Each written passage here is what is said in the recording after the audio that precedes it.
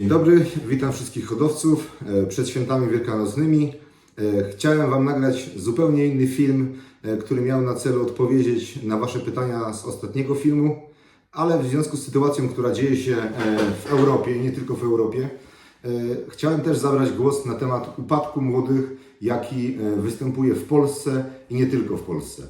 W pierwszej kolejności chciałem powiedzieć, że połączyłem pewne fakty na temat upadków tych młodych i chcę tu się odnieść do m.in. wypowiedzi bardzo dobrego hodowcy utytułowanego, który też dla wielu ludzi jest autorytetem, jeżeli chodzi o hodowlę gołębi, mianowicie pana Marka Trzaski, na temat jego teorii wirusów i bakterii zwanych maczugowcami, które powodują te upadki młodych. Na samym początku filmu chciałbym powiedzieć parę faktów. Fakty są, proszę Państwa, takie, że coraz więcej osób w Polsce, nie tylko w Polsce, dzwoni do nas, do firmy, wysyła różnego rodzaju zdjęcia i ma problem z 2, 3, 4 bądź 5-dniowymi młodymi, gdzie te młode upadają bez po prostu konkretnej przyczyny. Jest dobrze, z tym, że do 4-5 dni te gołębie padają. U większości osób występuje ten sam objaw, mianowicie czarnieją mocno brzuchy. Gołąb, jeżeli zdechnie rano, wieczorem, zdechnie wieczorem, to rano ten gołąb śmierdzi, jakby już po prostu z 4-5 dni leżał i się rozkładał. Moi drodzy hodowcy, na tych wszystkich zdjęciach, tych wszystkich telefonów, które odebrałem, które otrzymałem, jest jeden wspólny mianownik, którym postanowiłem się z Wami podzielić. Tym wspólnym mianownikiem jest ta oto wkładka filcowa. Dlaczego mówię ta oto wkładka? Wiele osób zakupiło ten filc pod postacią takiej oto wkładki. Ale hodowcy, którzy się do mnie zgłaszają z upadkami, nie wszyscy mają te oto wkładki. Bardzo dużo osób korzysta z tego filcu, który jest sprzedawany zarówno na internecie, na Allegro, jak i na wielu targach. Wejdźcie sobie na Allegro i zobaczcie. I teraz, moi drodzy hodowcy, jakie są moje spostrzeżenia? Dlaczego uważam, że problemem jest ten filc? I już Wam odpowiem. Dlatego, że tak, w tej misce znajduje się kapsułka. Wcześniej myślałem, że to jest kapsułka, ale wysmarowałem te swoje gołębie młode tymi rzeczami, tym płynem i one je zdechły. Także tutaj ten płyn wykluczyłem. Drodzy hodowcy, teraz powiem, dlaczego uważam, że problemem jest ten filc. Jak do tego, powiedzmy, doszedłem, jak to powiązałem. Po pierwsze, to co powiedziałem wcześniej, że upadają gołębiom osoby, które nie mają tej wkładki, ale mają sam ten filc. Druga rzecz jest taka, podam przykład tutaj jednego z hodowców, którego obsługuję. Byłem u niego na badaniach, gołębie zdrowe, elegancko, wszystko pięknie fruwają, latają. Następnie po około 2 tygodniach dzwoni ten pan do mnie zdruzgotany, mówi: słuchaj Tomek, jest problem, padło mi tam 18 czy 24 młode. Ja mówię: to słuchaj, coś jest nie tak, ale dziwne, bo gołębie Twoje są zdrowe, w dobrej formie. On mówi: no ja też jestem zaskoczony. Ja mówię: powiedz mi, ratuj. I co się okazało? Poprosiłem go, żeby wykonał po prostu film na tym swoim gołębniku i wysłał mi go, żebym po prostu zobaczył, jak to wszystko wygląda. W międzyczasie otrzymałem 3 jeszcze 4 inne telefony z podobną sytuacją. I co zaobserwowałem? Zaobserwowałem taką rzecz, że gołębie, które padły w tych miskach, 100% w tej hodowli gołębi było na tym filcie. Pod postacią akurat nieszczęsnej tej wkładki. Ale co jest ciekawe, gołębie, które na tym filcu nabudowały piętro słomy, bo czasem zdarzają się takie boby budownicze, które budują piętro słomy, czyli ciało tego młodego gołębia nie dotykało bezpośrednio wkładki, nie miało to żadnego znaczenia. Te gołębie przeżywały, normalnie się chowały, nie upadały. Następnym telefonem, który otrzymałem i po prostu, który do mnie zadzwonił z gołębiami ozdobnymi, wysłał mi znowu to samo, ale nie było tam tej konstrukcji, tylko w gnieździe był ten filc, który jest sprzedawany na Allegro. I drodzy hodowcy, tutaj dlatego postanowiłem nagrać, bo moim zdaniem to, co powiedział pan Marek Trzaska, jakieś maczugowce. I ta jego wypowiedź, że jeżeli wymienimy wkładkę w gołębniku i tam coś przetrzemy octem, to na pewno to ustanie. Ja się z tym kompletnie nie zgadzam. Po pierwsze, nie może być coś takiego, że wirus dotyka tylko gołębi, czy tylko hodowli. Nie mówię tu o 100%, ale 95% osób, które się do mnie zgłosiło, które mają te same objawy, dzieje się to na tym filcu. Więc nie ma takiego bakterii, ani takiego wirusa, który by nazywał się filcowirus i zabijał te gołębie na tym filcu. Druga rzecz. Mam klienta, który postawił całkowicie nowy gołębnik. Gołębie zdrowe, pachnące, elegancko. Wszystko nowe. Wkłada gołębie tam, następują upadki. Dzwoni do mnie zdruzgotany. Za moją poradą wymienia wszystkie filce, te na zwykłe maty kokosowe, na zwykłe siano i ręką odjął. Bez żadnej kuracji, bez żadnej dezynfekcji, bez niczego. Więc drodzy hodowcy, no coś jest nie tak. To nie jest ani bakteria moim zdaniem, ani wirus. Tylko powtórzę jeszcze raz, problem jest w tym.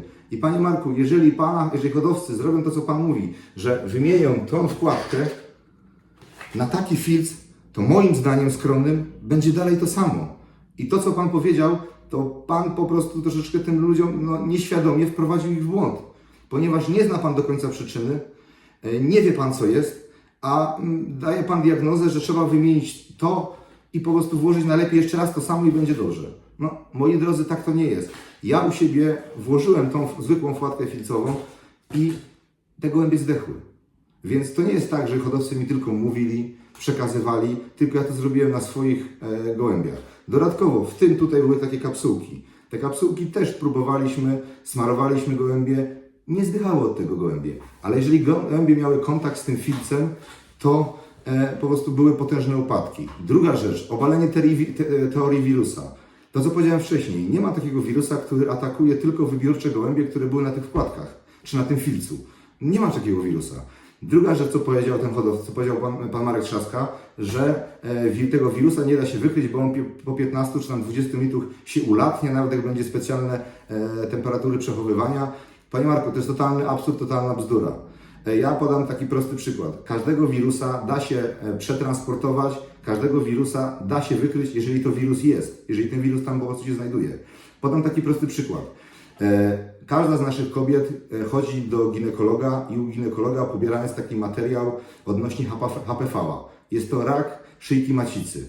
I idąc Pana tokiem rozumowania, w tym momencie chce Pan mi powiedzieć, że każda z tych kobiet na całym świecie, gdzie pobierał materiał u ginekologa, następnie ten materiał w specjalnych wymazówkach, ja zaraz pokażę, jak one wyglądają, jest transportowany do laboratorium i te wyniki są niewłaściwe? No coś chyba nie tak. Powiem tak, to nie jest atak na Pana, zresztą otrzymał ode mnie Pan SMS-a chyba na filmie, tylko tak jak powiedziałem wcześniej, jest Pan autorytetem dla wielu hodowców, a uważam, że Pana wypowiedź jest krzywdząca i może przyczynić więcej szkód niż pożytku. Powiem więcej, nawet Belgowie, Holendrzy, mówię tu o lekarzach weterynarii, nawet Henk de Welt, z którym jak wiecie, w wielu kwestiach się nie zgadzamy, przetrzepali to wszystko i już mam sygnały od nich, że oni też idą w kierunku tego filcu. I to ta moja teoria kołowa, która jest, znajduje, że tak powiem, popleczników w innych krajach. Bo nie może być tak, że jak wymieniam ten filc, nagle gołębie są zdrowe. Co, wirus znikł? To jest niemożliwe statystycznie.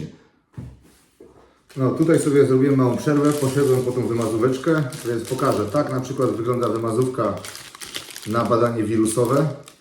Ona nie jest taka zwykła, ona zawiera taki specjalny płyn, który ma zapewnić transmisję wirusa do laboratorium. I panowie, to bez problemu do laboratorium dojedzie. Często w koronawirusie pobierali Wam wymazy z nosogardzieli i w takich właśnie ampułkach z podłożem ciepłym wysyłali do laboratorium, żeby sprawdzić, czy to jest koronawirus.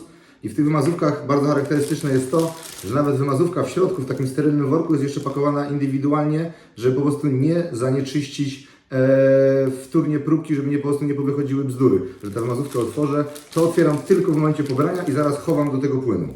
Teraz, drodzy hodowcy, żebyście to zrozumieli, to nie jest atak na żadnego z hodowców, w szczególności Pana Marka Trzaski.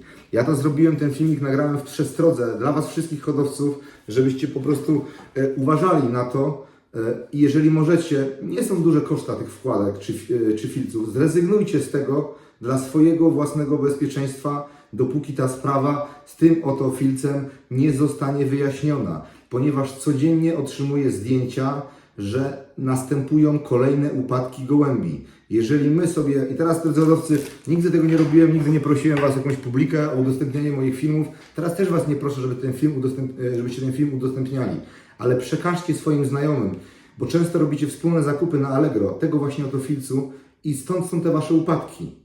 Więc proszę Was, Przekażcie wszystkim, nawet tym, z którymi konkurujecie, że Koba mówi, że coś jest w tym filcu nie tak i że powiązał te upadki z tym filcem.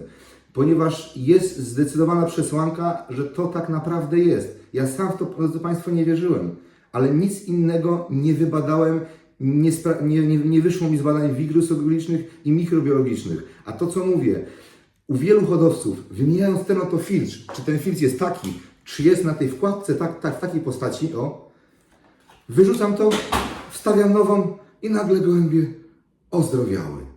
Ja jeszcze powiem tak więcej, że w ogóle najlepiej to jakby ktoś wypuścił jeszcze preparat na te gołębie, które zdychają, to się dziwię, że jeszcze nie ma, bo to by było teraz na topie, wypuścić preparat na zdychające młode.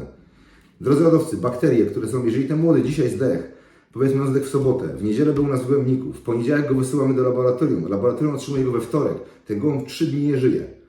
Tam będą wszystkie bakterie świata. E. coli to, proszę Państwa, bez badań nie musicie do mnie wysyłać.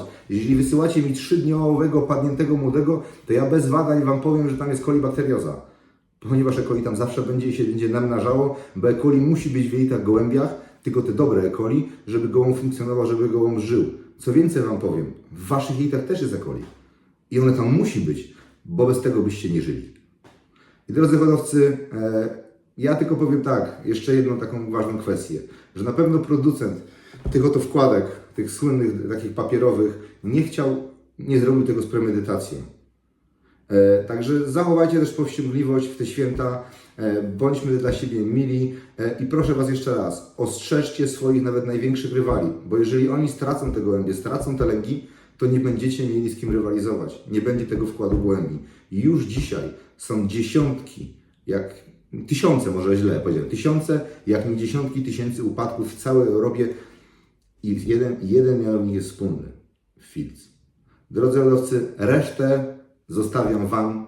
Jeżeli ktoś się zgadza z moją teorią, proszę łapkę w górę. Jeżeli ktoś się nie zgadza, ja się nie boję. Zostawiam komentarze otwarte, komentujcie, róbcie. Tak jak widzicie, ja jestem bezstronniczy, nie reklamuję, nie wkładam, chociaż już miałem dużo propozycji, żeby się sprzedać za parę złotych, ale ja nie jestem taki, że się sprzedaje. Pozdrawiam i Panie Marku, czekamy na jakiś film hodowlany, bo na pewno ma Pan w tej kwestii bardzo dużo do powiedzenia i bardzo ciekawych rzeczy. Dobry lot, zdrowych, wesołych świąt.